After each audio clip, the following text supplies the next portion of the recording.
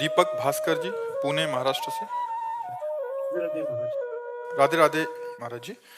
महाराज जी, आपके चरणों में कोटि कोटि प्रणाम। महाराज श्री रामचरित मानस में नाम वंदना अंतर्गत एक चौपाई चरण में गोस्वामी जी लिखते हैं, साधक नाम जपहि लय जाएं, होहि सिद्धि अनिमाधिक पाएं। महाराज जी, एक प्रपंचिक साधक के जीवन में क्या नाम से सिद्धियां प्राप्त हो सकती हैं? सिद्धियां नाम का कनिष्ठ अंग होने के बावजूद भी क्या सिद्धियां परमार्थ प्रकृति का संकेत हैं? नहीं। रिद्धि सिद्ध पेरे बहुआई, बुद्धि लोभ, रामचरितमानस, बुद्धि लोभ दिखावे भाई, होए बुद्धि जो परम सयानी, तिन तन चितई नाना है दिखाना। ये रिद्धियां सिद्धियां परमार्थिक उपलब्धि नहीं है, ये परमार्थिक बाधा है जी। राम परमार्थिक उपलब्धि, राम कहें और आंखों से अश्रु बहने लगे, राधा कहें और रोमांच हो जाए, पुलकित हो जाए और हृदय कृत्य कृत्य हो जाए और अब हृदय से निकल पड़े, अब कछुनाथ न चाही मोरे, चाह मिट जाना ही भगवत भजन का फल है। सब साधन कर यह फल सुंदर, प्रभु पद पंकज प्रीति निरंतर। अपने इष्ट में निरंतर डूबना, ये रिद्धियां सिद्धियां तो बाधक हैं, पर अगर चाहे तो मिल जाएगा। जो इच्छा करी हो मन माही, हरि प्रसाद कछु दुर्लभ नाही। भगवान के प्रसाद से सब कुछ प्राप्त हो जाता है। तो भक्त नहीं चाहता पर उसके पीछे लगी रहती है। आप विचार करके देखो, हनुमान जी महाभागवत है, माता जी ने आशीर्वाद दिया, अष्ट सिद्धि नौ निधि के दाता, अश्वर दीन जानकी माता। तो हनुमान जी सिद्धियों के गुलाम थोड़ी है। सिया राम रस में राम रसायन तुम्हारे पासा, सदा रहो रघुपति के दासा, ना कि सिद्धियों के। सिद्धियां तो है ही पीछे डोलती हैं। भगवान के भक्त के चरणों में तो विविध सिद्धियां डोलती, पर उन्हें स्वीकार नहीं करता। वो भगवान के दासत्व को स्वीकार करता है, भगवान के प्रेम को स्वीकार करता है। तो अगर नाम जप करे तो साधक सिद्धियों को प्राप्त कर सकता है। ऐसा नहीं कि उससे प्राप्त नहीं किया जा सकता, प्राप्त कर सकता है, पर वो सिद्धियां भगवत प्राप्ति में बाधक है। होए बुद्धि जो परम सयानी, तिन तन चितई नाना है। अगर सिद्धियों में फंस गया तो सिद्धियां माया ही तो है। जैसे एक ही समय में कई जगह उपस्थित हो जाना, दूसरे की मन की बात जान लेना, पर्वत में भी प्रवेश कर जाना, दूर दृष्टि बैठे बैठे यहाँ से बंबई में क्या हो रहा, कलकत्ता में क्या हो रहा, ब्रह्मलोक में क्या हो रहा, ये भी बता देना। तो ये सब है तो मायाकृत। आब्रह्म स्तंभ पर्यंतम सर्वम मायामयम जगत। हमारी सिद्धि ये है कि प्रिया प्रीतम इस समय क्या कर रहे हैं, उनके मन में क्या चल रहा है, मन मन की रुचि जान नेह विधि अनुसर है, और हम अपने प्रिया प्रीतम को सुख कैसे पहुंचाएं, ये सिद्धि। हमारी दृष्टि प्रिया प्रीतम में लगी है, इसके सिवा और किसी में नहीं।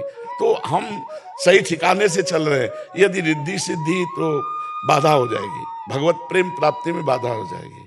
समझ पा रहे आप महाराज जी, उसमें चिंतन में प्रभाव पड़ेगा, ऐसा बाधा बाधा किस रूप में आएगी महाराज जी?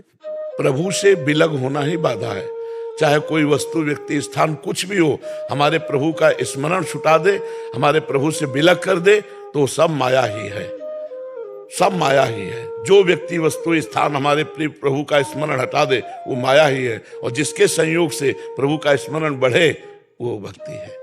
चाहे कोई वस्तु व्यक्ति सिद्धि कुछ भी हो, जिससे प्रभु का स्मरण बढ़े। मैं का भी स्मरण करना था भक्ति में। ब्रह्म नहीं, माया नहीं, नहीं जीव नहीं काल, अपनी हूं सुदिना रहे, एक रहे नंदलाल। अपनी भी याद नहीं, एक केवल प्रीतम में डूबना। सर्वत्र भगवान देखना था, अब देखना नाटक शुरू हो गया माया का। प्रणाम नमस्कार यश कीर्ति भूल गया, प्रभु को भूल गया। बहुत विचित्र माया। इसीलिए गुरु चरणों का आश्रय लेकर निरंतर भजन परायण, प्रभु के चरणार बिंद के अलावा और किसी में राजी ना होना, और किसी में राजी ना होना, ये परम चतुरता होगी भक्त की। राजी हो गया तो मनोरंजन पे छोड़ देंगे, प्रभु करो मनोरंजन। फिर जब होश आए रोगे तो फिर सतमार्ग मिल जाएगा। नहीं तो अनेक जन्मों से हम भ्रमण कर रहे हैं इसी माया प्रपंच में। अब इस जन्म में थोड़ा थोड़ा आंखें खुल नहीं, शायद जग जाए पूरा, और जग गया तो जे जाने जग जाए हेराई, और जागे जथा स्वपन भ्रम जाई, परमानंद में डूब जाएगा।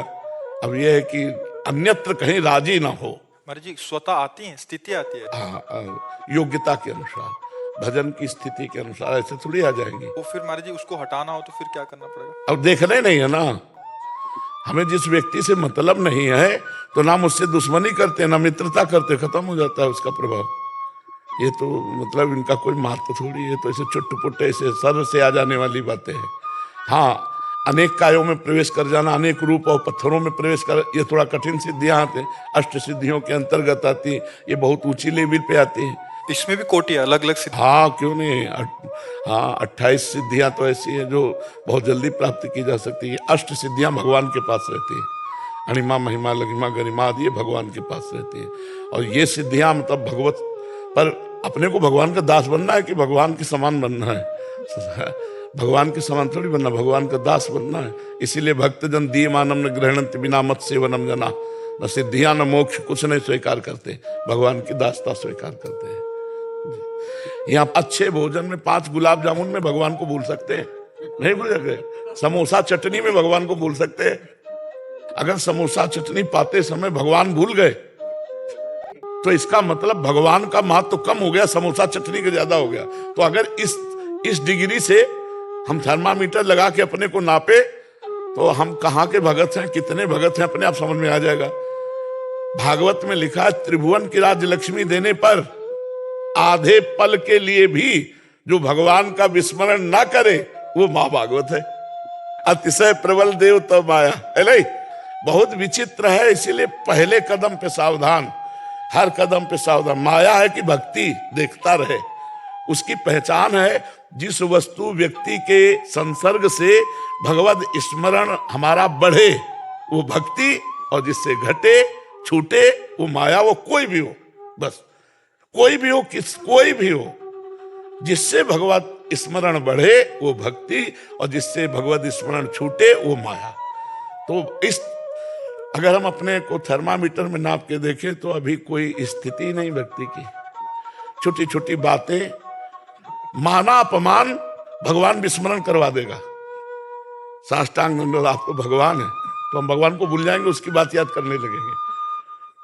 बहुत जब हम कसौटी पे कसेंगे तो बहुत छिद्र है अभी, हर छिद्र को बंद करके तब प्रेमामृत उफान लाता है। तो बहुत करत करत अभ्यास के जड़मत होत सुजान, रस्सी आवत जात ही सिल पर होत निशान। हम बार बार भजन का अभ्यास करते तो हमारी इंद्रियों और मन में भजन का अधिकार हो जाता है। तब फिर खाते पीते उठते बैठते चलते फिरते निरंतर भजन चलता है। भजन ना छूटे, यही हमारी कसौटी है। चाहे गृहस्थ हो चाहे विरक्त हो। स्मृति कामी ही नारी प्यारी जिम, लोभी जिम प्रिय धाम, तिम रघुनाथ निरंतर प्रिय लागो मोहि राम। ये अंदर की आंतरिक वृत्ति। महाराज जी विषय चल रहा है इसलिए पूछ रहे हैं। फिर तो ये बाधा रूप में महाराज जी हुआ है, तो ये जैसे सिद्धियां, तो ये तो साधक के लिए बाधा के रूप में। हाँ, तभी तो गोस्वामी जी ने लिखा है, होय बुद्धि जो परम सयानी तिन तन चितई ना नहीं जान। कोई सिद्धि नहीं, हमें एक तुच्छ दास बनना है, सबसे नीचे रहना है। तृणादपि सुनीचेन, हमको तृण से भी नीचे रहना है। सब पूरे जगत को आराध्य देव मानना है। किससे सिद्धि दिखाएंगे? आराध्य देव से। सिय राम में सब जग जानी, करो प्रणाम जोरी जुग पानी। सब इष्टाकार वृत्ति है, तो इसमें सिद्धि की जरूरत क्या है? अगर सिद्धि आ गई तो फिर तुम्हारे मन में ये चल रहा, तुम्हारे मन ही तक पहुंच है, आत्मा तक तो पहुंचोगे ही नहीं। सिद्धियों की आत्मा में प्रवेश हो तो मन तक है। मन से ही जैसे स्वप्न में देह धारण करते हैं, ऐसे बहुत देह धारण कर सकता है योगी। आप देखो 1400 वर्ष के चांग देव जी शेर की सवारी करके सांप का चाबुक लेके ज्ञान देव जी के पास गए थे। 1400 वर्ष मृत्यु पर विजय प्राप्त किए थे, लेकिन उनको न ब्रह्मबोध था और न ऊंची भक्ति थी।